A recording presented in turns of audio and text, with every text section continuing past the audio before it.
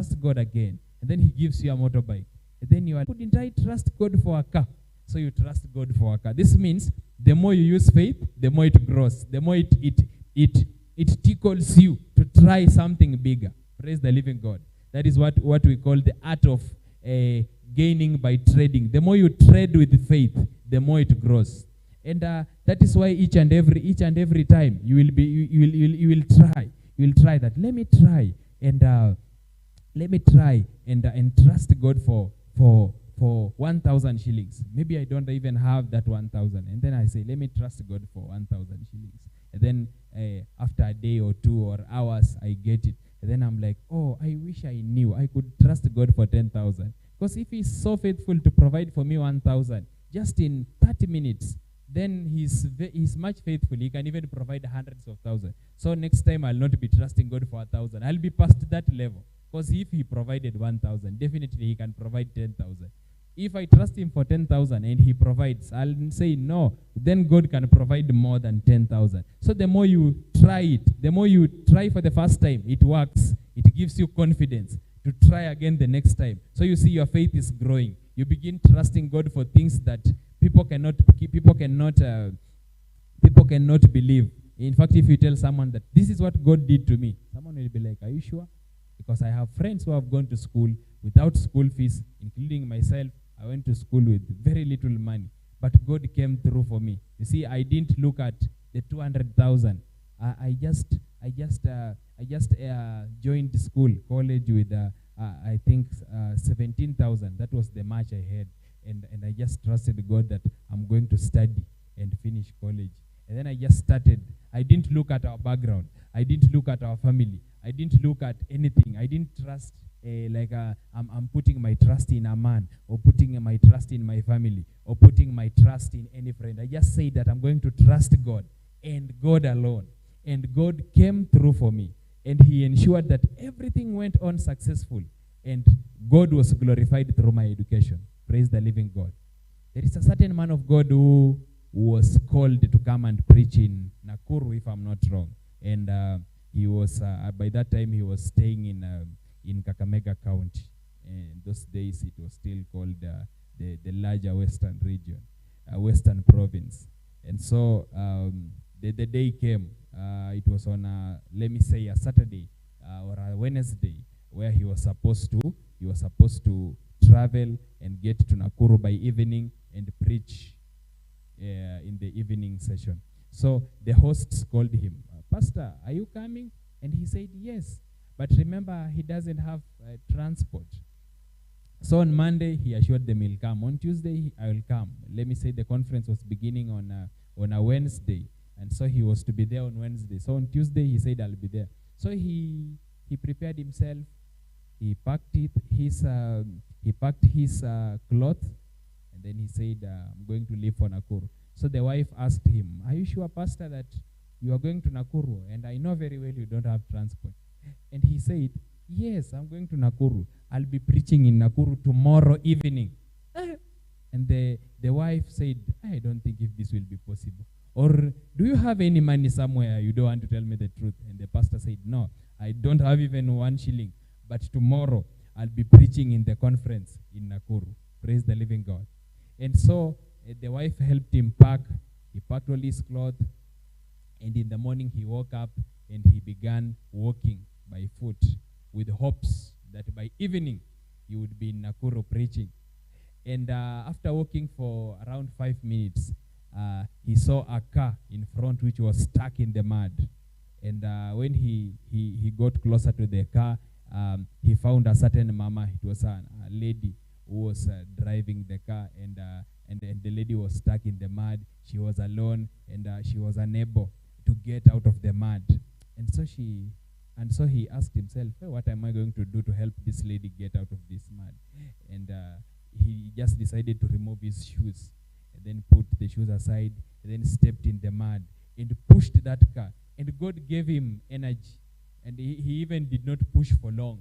He just pushed in less than 2 minutes, and the car got out of the mud. And he was very dirty. And this mama said, because you know when you're pushing a vehicle, you know the tires will be throwing mud at you. And so the mama asked him, where are you going to? And the man of God said, I'm going to Nakuru. And the mama told him that, you know what? I'm also going to Nakuru. So just enter my car. And the man of God entered the car. They reached somewhere. He got some water, shower. He showered, and they continued with the journey. And the mama came with this pastor up to Nakuru, dropped him in the church compound, and even gave him some money. Praise the living God. So pastor got from Western to Nakuru without fare. Why? Because he had faith. So we really need to develop our faith, because faith is very important. There is a day that one pastor who happens to be my pastor also, it got to evening and he had nothing to eat. And he still said that I'll eat. I don't think if I'm going to sleep hungry because I have God. And so he told Mama that don't worry, today we will eat. Irrespective of the circumstances, we have God. Because we tried to look for food, but it was today, we didn't get the luck to get the food. We don't have the money. We don't have even somewhere to lend. But trust me not, we are going to eat. And so they stayed in the house, and 7 came, 8 came, and at 9, someone knocked the door. Pastor, how are you? I'm fine. Oh, you are inside? Okay. I had just gone home for a visit, and I've just come back, and I've decided that I bless you with something here.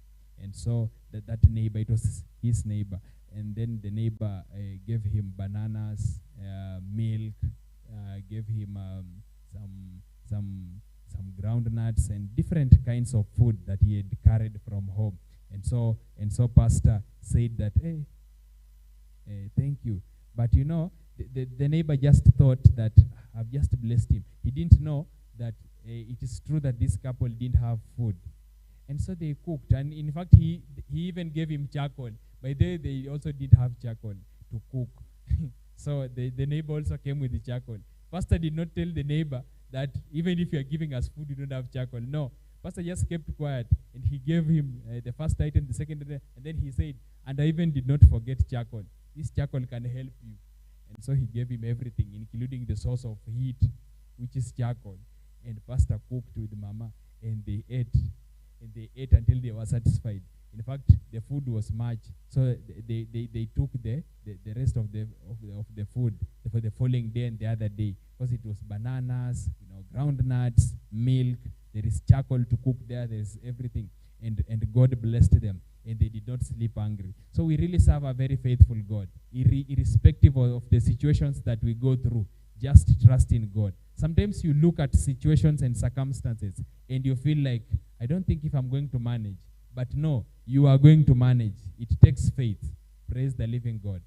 Today you might be looking at your circumstance. Today you might be looking at situations, and you look at things and you are like, I don't think if I'm going to manage to pay school fees for my children. I don't think if I'm going to manage to go to school. I don't think if I'm going to manage to do this project. I don't think if I'm going to manage to build a house or to buy land. It is possible and it's manageable. All you need is faith. Praise the living God. You just need faith. Nothing much. You just need to pray and to have faith. Remember, faith without action is dead. You might be having faith, but you don't have action. You see, pastor said that I'm going to Nakuru to preach, and he left the house. Faith in action. Praise the living God. Praise the living God. So you cannot say that I have faith that I'll go to school, I'll join university very soon, and you are just seated. For me, I said that I have faith. I'm going to college, and I applied, and I was invited to join the college. I decided to start writing some invitations letter so that people can help me to raise some little coins. So I began going along step by step, faith in action. I have the faith, yes, but I'm acting on it. I began walking with God. As I told God that I have you. I'm going to make steps, progress one by one, and things began working. Things began working. So as much as you are there at home, even for our viewers, and you have something in your heart, you could even be a man of God who is thinking about planting a church.